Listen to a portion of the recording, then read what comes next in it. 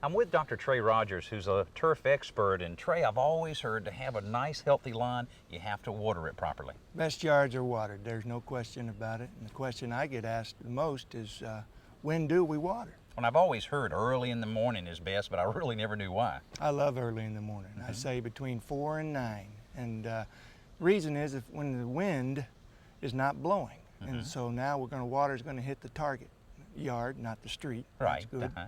So why is it so bad to water like overnight when there's no sun out at all?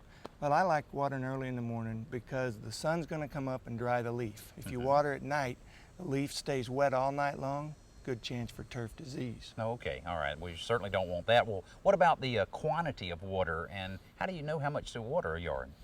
Inch of water a week is my rule of thumb. No matter where you live in the country. Well, early in the year you might not need as much. Late in the fall you might not need as much, but in the summer a little bit more. But that inch of water is pretty good. Now, how do you measure that inch of water? That's a good question there.